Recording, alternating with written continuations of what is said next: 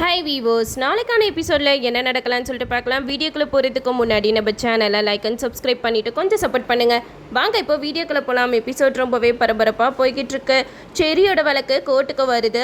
அப்போது செரிக்கு எதிராக எல்லா ஆதாரமே இருக்கிறதுனால நம்ம செரியை பெயிலில் வெளியில் எடுக்க முடியல. அதனால அவங்களுக்கு கால அவகாசம் கொடுத்து ஜெயிலே மறுபடியும் போட்டுடுறாங்க.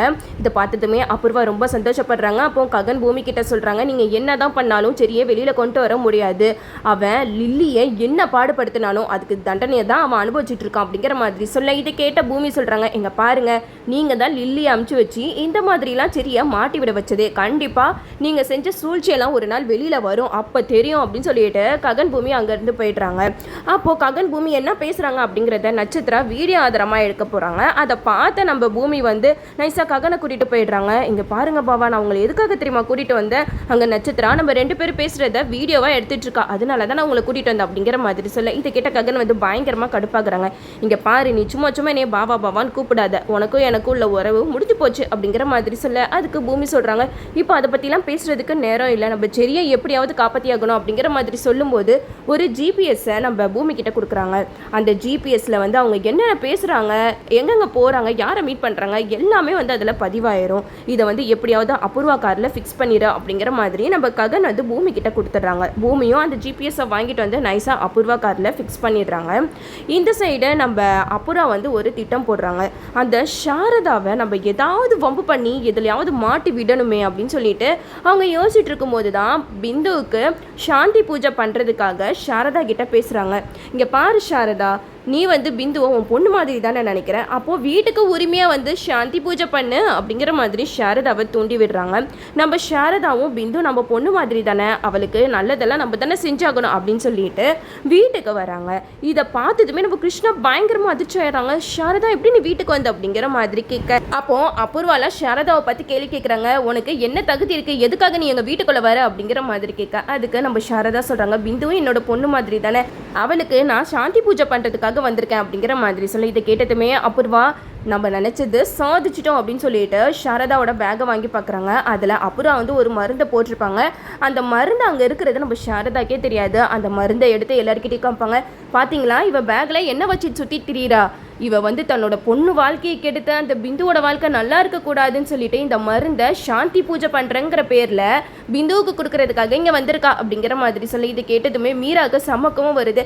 என்ன தைரியம் இருந்தால் என் பொண்ணு வாழ்க்கையை கெடுக்கிறதுக்காக நீ வந்திருப்பா அப்படிங்கிற மாதிரி சொல்ல, அப்போ சாரதா சொல்கிறாங்க, இல்லை மீரா, நீ தப்பாக புரிஞ்சிருக்க, நான் வந்து பிந்துவோட வாழ்க்கை கெடுக்கணும்லாம் வரல, இந்த மருந்து எப்படி என் பேக்கில் வந்துச்சுன்னு கூட தெரியல, ஒரு பொண்ணை பெற்றவை எனக்கு தெரியாதா, ஒரு பொண்ணோட வாழ்க்கை கெடுக்க நான் நினைப்பேனா அப்படிங்கிற மாதிரி சொல்ல, இதை கேட்டால் அபூர்வா சொல்கிறாங்க, அப்போ பிள்ளையே பறக்கக்கூடாதுன்னு இருக்கிற மருந்தை நீ பிந்துவுக்கு கொடுக்கறதுக்காக வந்திருக்கனா, நீ எவ்வளோ பெரிய கேடியாக இருப்ப, இப்படிப்பட்ட உன்னையை நாங்கள் சும்மா விடக்கூடாது அப்படின்னு சொல்லிட்டு சந்திரா கிட்ட சொல்கிறாங்க. வாமா, பார்த்தீங்களா, இந்த சாரதா வந்து நம்ம குடும்பத்தை பழி வாங்குறதுக்காக வந்திருக்கா, அவள் பொண்ணு வாழ்க்கை வீணாக போயிடுச்சு அப்படின்னு சொல்லிட்டு நம்ம பிந்து வாழ்க்கை கெடுக்கிறதுக்கு வந்திருக்கா, இவளுக்கு நம்ம என்ன தண்டனை கொடுக்கணும் அப்படின்னு சொல்லிட்டு அப்புறம் வந்து சந்திராவை தூண்டி விடுறாங்க. சந்திராவும் சாரதாவை பிடிச்சி செம்மையாக திட்டுறாங்க. இவ்வளோ கெட்ட எண்ணத்தோடு நீ எங்கள் வீட்டுக்குள்ளே வந்திருக்க, உனக்கு என்ன தைரியம் அப்படின்னு சொல்லிட்டு சந்திரா பயங்கரமாக திட்ட. இதை கேட்டால் அபூர்வா, பரவாயில்ல, நம்ம ஏற்றி விட்டது நல்லா தான் போய்கிட்டு இருக்கு, இதுக்கப்புறம் சாரதாவை நம்ம சும்மா விடக்கூடாது அப்படின்னு சொல்லிட்டு நம்ம சாரதாவை கழுத்து பிடிச்சி அப்படியே வெளியில் தள்ளுறாங்க. அது மட்டும் இல்லாமல் உனக்கு இந்த தண்டனைலாம் பத்தாது, இதை கண்டிப்பாக பஞ்சாயத்துக்கு எடுத்துகிட்டு போகணும் அப்படின்னு சொல்லிட்டு கோயிலில் எல்லாரும் முன்னாடியுமே சாரதாவை குற்றவாளியாக நிற்க வைக்கிறாங்க அபூர்வா. அப்போது சாரதா வந்து சொல்கிறாங்க, இங்கே பாருங்கள், நான் எந்த தப்புமே செய்யலை அப்படின்னு சொல்லிட்டு அவங்க ரொம்பவே பாவமாக கெஞ்சிக்கிட்டு இருக்காங்க.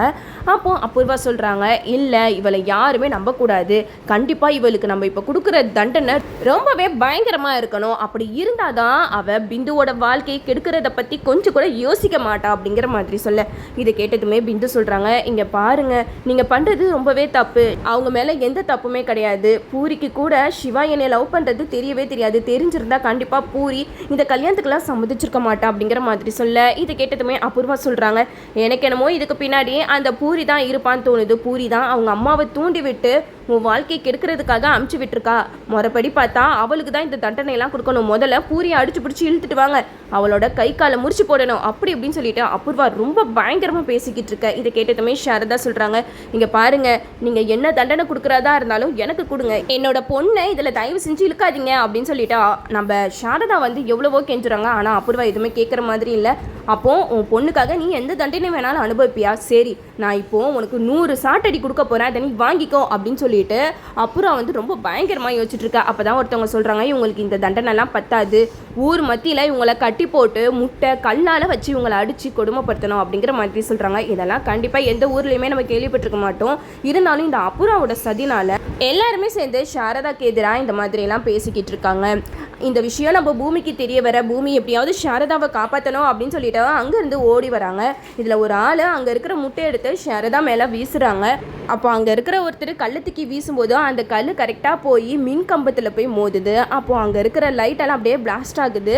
அது மட்டும் இல்லாமல் நம்ம பூமி அங்கே இருக்கிற ஒயரையும் கட் பண்ணி விட்டுறாங்க. ஃபுல்லாக கரண்ட்டு போயிடுது. அந்த நேரம் பார்த்து நம்ம சாரதாவை அங்கேருந்து பூமி கைப்பிடிச்சி இழுத்து கூட்டிகிட்டு போய் காப்பாற்றிடுறாங்க.